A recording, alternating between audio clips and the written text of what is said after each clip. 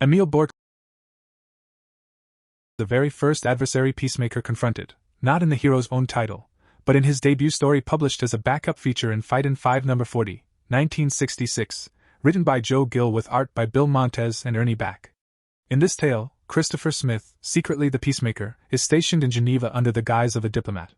His assignment is to help ease escalating tensions between two neighboring South American nations locked in a volatile border dispute. As Smith investigates the roots of the conflict, he uncovers the true culprit, Emil Bork, a corrupt munitions dealer profiting from chaos. Bork's scheme involved selling advanced weaponry to both sides of the dispute, ensuring that hostilities remained inflamed while his fortunes grew. This ruthless opportunism directly opposed Smith's vow to secure peace by any means necessary.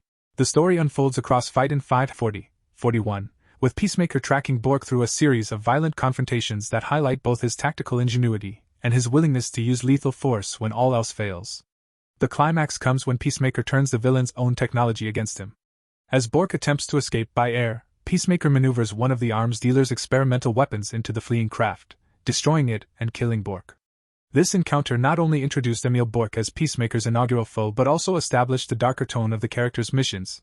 He is a man dedicated to peace, yet fully prepared to achieve it through violence when diplomacy proves insufficient.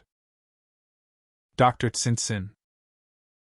In 1988, DC launched a 4-issue Peacemaker miniseries written by Paul Kupperberg.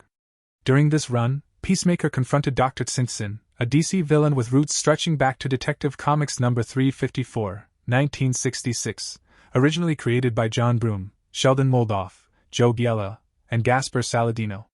Tzin-Tzin was conceived as a mystical crime lord, a heavy-handed riff on Fu Manchu, drawing on racist, Orientalist caricatures of the mysterious Asian mastermind. While technically depicted as white, his dress, mannerisms, and powers reinforced negative stereotypes. By the 1980s, reviving this character was already dated and problematic, and his inclusion is often cited as the weakest part of Peacemaker's otherwise bold new direction. In the miniseries, Tzin-Tzin operates as both a sorcerer and a political manipulator. Behind the scenes, he has spent decades orchestrating schemes designed to destabilize global powers, particularly the Soviet Union. His arsenal of abilities included spell casting, mind control over humans and animals, and the use of illusions, making him a formidable foe who blurred the line between supervillain and Cold War spymaster. In some ways, he echoed Marvel's Mandarin, another criminal mastermind with mystical rings, but without the nuance that later writers would bring to that archetype. Ultimately, Peacemaker thwarted his long-planned designs, and Dr. Tzin-Tzin met his death in the series. He has not resurfaced in continuity since. While the arc demonstrated the dangerous extremes of Smith's new incarnation, a man willing to meet magic and manipulation with brutal finality, it also highlighted the uncomfortable legacy of using such caricatured villains. Eclipso. Eclipso first appeared in House of Secrets No. 61, created by Bob Haney and Lee Elias. In his original form, he was a somewhat campy, costumed criminal, a fairly typical Silver Age villain. However, following Crisis on Infinite Earths, DC radically reinvented Eclipso, transforming him into a far darker and more mythic figure, the original spirit of God's wrath, yes, with a capital G, a role later assumed by the Spectre. This reimagining elevated him from a minor crook to one of the DC Universe's most formidable supernatural forces. As the spirit of God's wrath, Eclipso possesses nearly limitless power. He is a magical entity capable of reality-warping feats, including events of biblical scale, such as the flood recounted in Scripture and other ancient texts. Beyond sheer destructive ability, he wields the Heart of Darkness gem, which allows him to corrupt, control, and manipulate other beings, including superheroes, by amplifying their darker impulses. In the 1990s, this power brought him into direct conflict with Peacemaker and a team of heroes called the Shadow Fighters.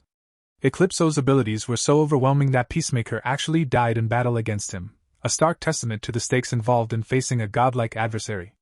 Fortunately, Peacemaker was later resurrected, but the encounter with Eclipso cemented the villain's reputation as a nearly unstoppable force in the DC magical hierarchy, and one of the deadliest foes Peacemaker ever faced. Mr. Blaze. Mr. Blaze was originally a staged magician whose career ended abruptly after a severe accident involving fire. Forced to abandon performing, Blaze sought new ways to channel his talents and ambition. Around the same time, Peacemaker, aka Christopher Smith, had developed a revolutionary fireproof material in his scientific pursuits. Blaze stole this invention in an attempt to integrate himself with a tribe known as the Lava Men, a group of humanoid creatures composed entirely of molten lava. Blaze's ambitions quickly escalated. He sought to conquer the world, leveraging both his stolen technology and the formidable Lava Men army. This confrontation culminated in one of Peacemaker's earliest solo comic adventures, Peacemaker No. 5, 1967. The Lava Men themselves were nearly invulnerable. Bullets and knives melted on contact with their molten bodies, and they could hurl lava at enemies with devastating effect. Despite the overwhelming odds, Peacemaker was able to defeat Mr. Blaze and his army, ultimately entombing the Lava Men inside their volcanic lair. Blaze survived but was neutralized, his schemes thwarted. In the context of Peacemaker's original 5-issue run, Blaze served as the final major villain, representing a battle not just against human or political adversaries, but against the raw forces of nature.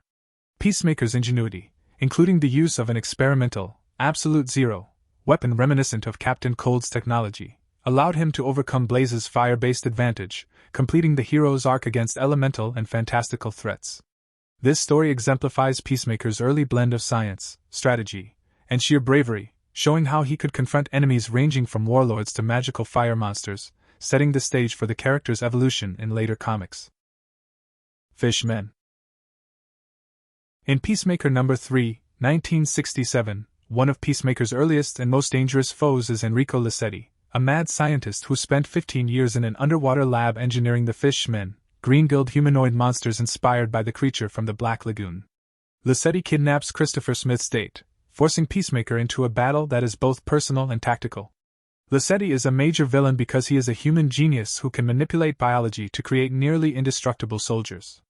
The Fishmen themselves are impervious to bullets and knives and can hurl molten projectiles, pushing Peacemaker to rely on ingenuity, strategy, and experimental technology. Unlike dictators or mercenaries, Lissetti was created specifically for Peacemaker, designed to challenge him in a way no previous foe had, combining scientific brilliance with monstrous minions, and threatening his personal life at the same time. Defeating Lissetti proves that Peacemaker can outthink and outfight enemies who blend raw physical danger with cunning intellect, marking him as a hero capable of facing both human and superhuman threats. The legacy of his Nazi father. White Dragon / Wolfgang Schmidt / August, Augie, Smith is arguably Peacemaker's most significant and personally consequential villain across his 50-plus-year history.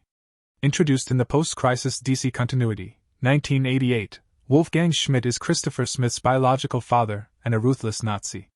In the comics, Schmidt's presence is largely psychological. He appears as hallucinations that haunt Peacemaker, gradually pushing him toward extreme violence. Over the course of the 1988 series, these visions intensify until Peacemaker begins seeing his father's face in every enemy, including other villains during the Janus Directive. Schmidt is therefore a major villain because he attacks Peacemaker's identity, morality, and mental stability, not merely his physical safety. In the comics, Schmidt embodies the inheritance of violence and extremism, challenging Peacemaker to reconcile his own violent methods with the ideal of peace through force. Unlike dictators or mercenaries, Schmidt is intimately tied to Peacemaker's origin and character, making him a central figure in the hero's psychological and moral journey. He represents the ultimate test of whether Peacemaker can maintain his principles while confronting personal trauma and the capacity for cruelty inherited from family. James Gunn's HBO Max adaptation reinvents Schmidt as Augie Smith, a white supremacist supervillain and leader of the terrorist organization Aryan Empire. This version externalizes the threat. Augie is a physical and ideological antagonist, confronting Peacemaker directly rather than through hallucinations. The show retains the psychological stakes of the comics. Peacemaker must grapple with family trauma and moral compromise, while giving Schmidt modern relevance as both a supervillain and a symbol of extremist ideology.